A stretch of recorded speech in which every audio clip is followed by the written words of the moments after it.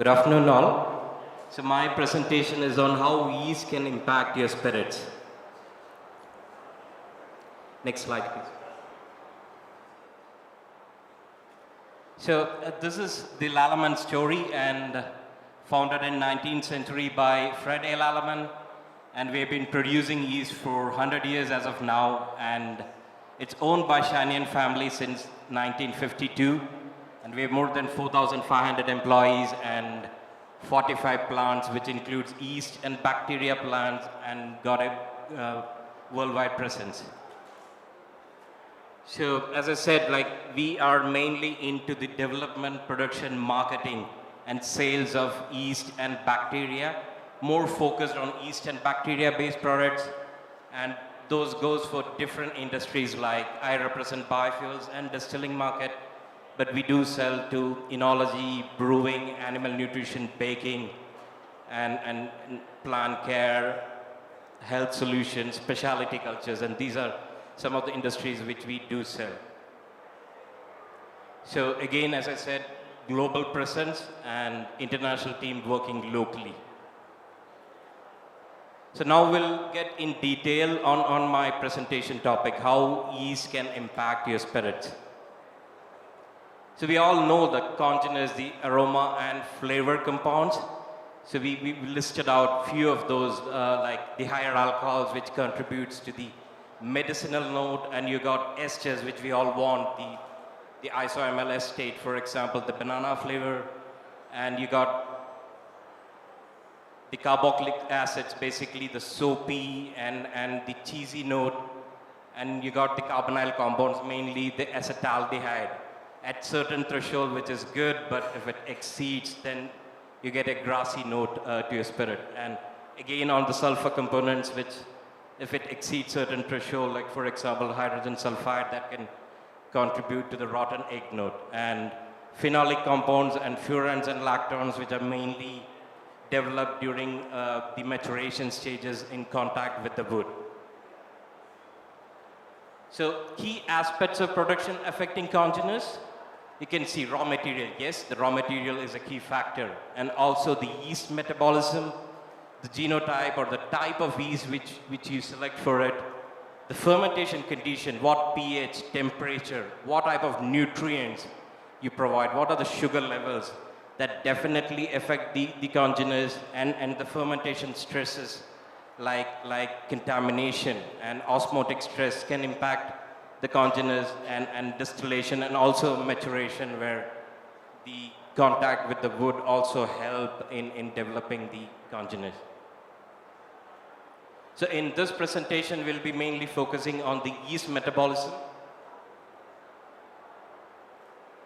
You can see here, like yeast is a flavor factory. So we tried to simplify the slide for the presentation, but you can see here, the basic pathway is it consumes the sugar, converts to pyruvate, aldehyde, then ethanol is released. But apart from that, a lot of other like flavor components are formed. For example, the fatty acid esters, the acetate esters, the diacetyls, etc.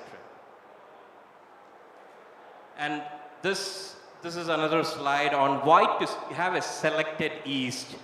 Basically, this is for the consistency of the process. You can see here, we've taken two different strains and two different trials where the same conditions has been provided for the yeast. So you can see that the congener profile is pretty much reproducible if we provide the same condition for the yeast. And again, temperature is another key factor that can affect the congener profile. The trial on two different strains at various temperature of 20, 30, and 38. You can see here the strain A, when the temperature increases, there is variation in the congener level. But in case of strain B, it's pretty much stable in terms of the congener. So this again shows that the type of the yeast, the profiling varies of the congeners, and also based on the temperature.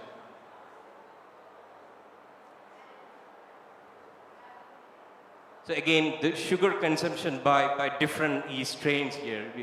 You can see the different yeast strains, and as you know, on molasses you get sucrose, and also you have fructose and glucose. So not all strains are fructophilic. So you need to make sure that the strains are fructophilic so that you get better yield, apart from the congener also. So these two strains in the slide, you can see that they are not good enough to consume the fructose.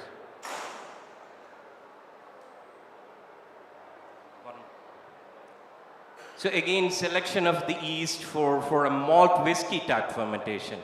And in this case, we know that a lot of strains, yeast strain can consume maltose, but there are very few strains which can consume the maltotriose, which is also key to get a better yield out of it.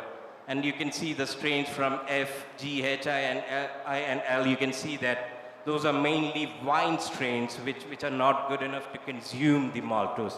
So again, depending on the raw material and the process and the end product, it's very important for you to select the right strain. So this is another trial on molasses where we did with same conditions of pH 5, 25 brix, and pitching rate of 0.5 gram per liter, and fermentation at 30 degrees for 42 hours. So distillation by stripping distillation and congener analysis by GC. So you can see here, the trial was on molasses, but same condition, same raw material, 3 different strains. So you get a 3 different congener profile. So this clearly shows that based on the yeast variety and what you need, you get the profiling of it. So it's depending on you who makes the spirit to select the right yeast for the right process. Again, this is on 2 different type of substrates. Basically, one is molasses and other is fresh cane juice, but the strain was same. So you can see what difference it brings in terms of various congeners. So this doesn't mean that this is a bad profiling, but basically what you need in your final spirit. So that depends on that. So next is proprietary yeast, which is another way of making a distinctive spirit where Lallemand can help you in it. So what's a proprietary yeast? Basically, it is selected in your distillery. So adapted to the condition of your distillery, and it's unique for you as a producer and distinctive of the other yeast. So basically, we collect the sample from your distillery. You give us a handful of barley or a sample of sugar cane from your field. So you collect the sample, and we isolate multiple strains from that. We do the genotype analysis, initial fermentation screening to select the best strain out of it, and after that, select 1 or 2 of this whole lot of strains which has been isolated, dry it, trials at the distillery, final choice, and production. So basically, you got your own yeast strain which is unique for you. And again, this is a great marketing tool for showing that the yeast is selected from your own distillery. So impact of the yeast strain, basically selecting an effective yeast for your feedstock will impact your profitability, as I said before, the example of molasses, where you need a fructophilic strain to consume the fructose, and you need, in a case of a malt whiskey fermentation, you need a strain which can consume the maltotriose to get the extra bit of yield. And the profile what you need for your spirits. And you have to look at the same time the feedstock and choose a strain for that dedicated feedstock. Your final product will define what you want. So dedicated strain to a dedicated feedstock and a dedicated final product. So what we can do in Lallemand distilling, we do have like series of yeast, Distillamax series for starch and sugar and fruit application, and distylyzyme enzymes for various applications. And we make our yeast, so we know what nutrients it needs. So we do have distillate nutrients. And there's a lot of interest for bacteria for sour mash fermentation. So we do have bacteria which can give you that sour mash. So basically, it's a tailored fermentation support. That's what Lallemand offers. And dedicated fermentation, troubleshooting, research and development, and sensory evaluation, education. Like we do have alcohol school program, which is run across the year in different regions of the globe, and distilling seminar, and unrivaled strong technical partnership, which many of our customers in this room knows what Lallemand does in terms of tech service to them. So again, these are the dates for next year's alcohol school. So the first time we are running in India, in Delhi next year, in next July. And we got a Caribbean school, which is mainly focused on rum, and the North American school, which is the Montreal one, which is we've been running for the past 40 years. So all our products are being distributed by Aditya Fine Chem, pan-India distributors of our products. Thank you. That's all from my side.